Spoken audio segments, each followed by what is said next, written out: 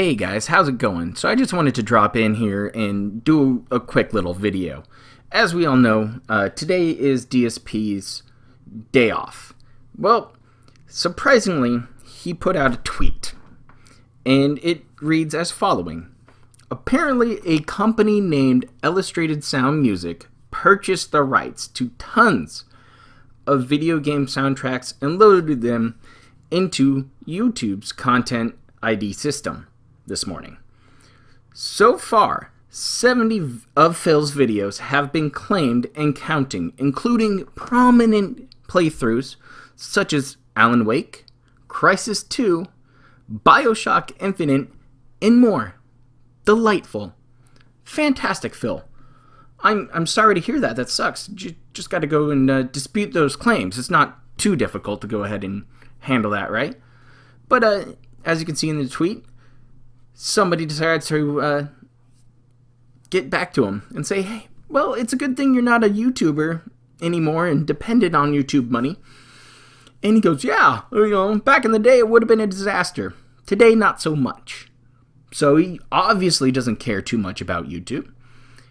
And then he updated us and said, Illustrated Sound Music is erroneously claiming the visual content, and that's all capitalized, visual content, of a huge amount of LPs on YouTube right now on behalf of a particular Let's Play.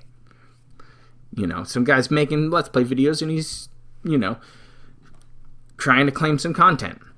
Completely illegal, and considering the sheer amount of videos being affected, must be fixed immediately. And he adds Team YouTube. And some other lovely people start chiming in. So the guy went ahead and just said, just dispute it, right? The entity making the claims does not own any of the rights to the content. Just dispute it on grounds of fair use and email something to them. And the claims will get dropped immediately, pretty much. And Phil replies to that person with, I already have 70 of them. You're talking hours of work. But, his laughing out loud, that's his goat laugh. They need to blanket release the claims as it is their error, and the burden to correct it should not be on us. So him as a YouTube creator.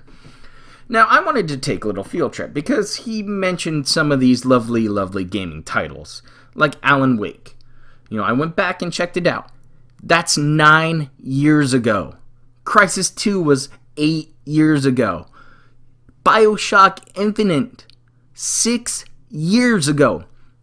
I want to know who the fuck, besides some mentally ill detractor, is watching Phil's old content like that.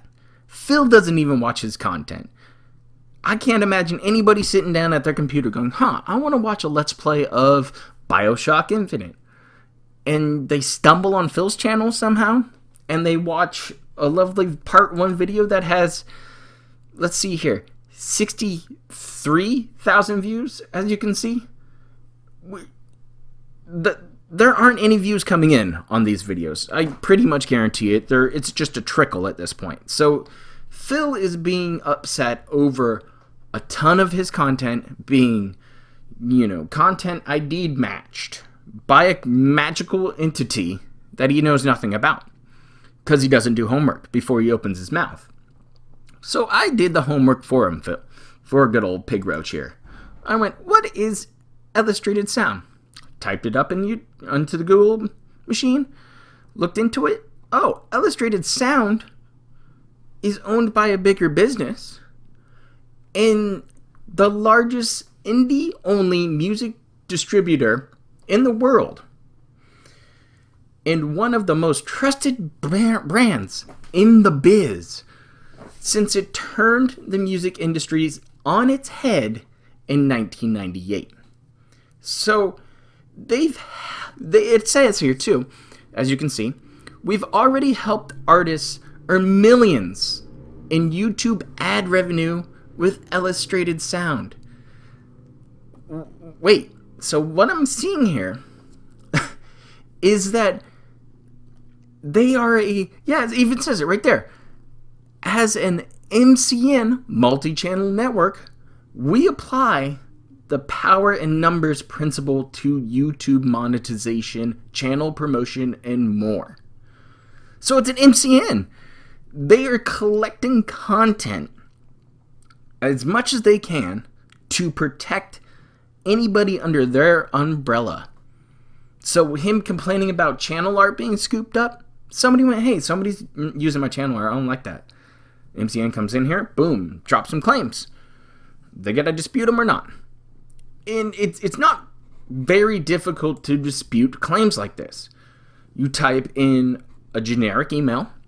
It's usually something that sounds, hey, you have a claim on this content, on game X in my videos. I'm using it for fair use. So please go ahead and take the claims off. Drop the claim. And just copy and paste that, and send an email. It's ridiculous that he can't sit there for 40 minutes to an hour to try to dispute the claims on his videos. Instead, he goes on Twitter and bitches and moans about pennies on YouTube that he claims he gets. It's pennies, according to him. In actuality, it's maybe $400 to $600, maybe even pushing $1,000 at times. But DSP makes his own schedule. So why not take an hour out of your day to get claims rolling off of your videos that you think you're making so much money off of? But no, it's his day off. He's got to spend it with his wife, walking around the grocery store, picking up those heavy, heavy gallons of milk. And then they go to a pet store, pretend that they can get another animal, and then cry about some other stuff. Phil is just astronomically boring. And I bet it's the same thing at home with Kat. I guarantee it is so damn boring. What do they have to talk about? Kat's day at work? I mean, she's been home a lot recently too, which is fine. But that's it. Phil doesn't see the outside world. Phil doesn't go anywhere except for that one day off. So what does he have to talk about? Detractors, how much money he makes, and how his streams went. Do you know what that sounds like? The same scripted rant you hear day in, day out from him on his pre-stream. That's all Kat hears each and every day. Now, my job isn't too glorious. My job isn't very exciting. But I have maybe a sentence or two to say about my day to Mrs. Proper, and I want to hear more about her day. Because my work life's easy. Things go by very well. And I leave it there. I don't bring that shit home. I don't need to. Now, to continue on with all of this, for some reason that I just can't wrap my brain around, is that there's a grown man sitting there grumpy on his day off over something that it can be fixed in an hour. And it's going to affect his whole week. It's going to screw him up completely. The man says he's thick-skinned. But anything that happens to him that harms Phil in his mind is just a terrible thing. Something that cannot be overcome. He still complains about getting laid off all those years ago when he first started appearing on YouTube. Every single day. From 9 years ago, I was working some weird retail job. I can barely recall what I was doing. Doesn't matter to me anymore. I've moved on. And Phil should have too. But instead, it hurt him. And it has to be justified. And it just isn't. None of his complaints are justifiable anymore. It's the same thing over and over again. It's the trolls.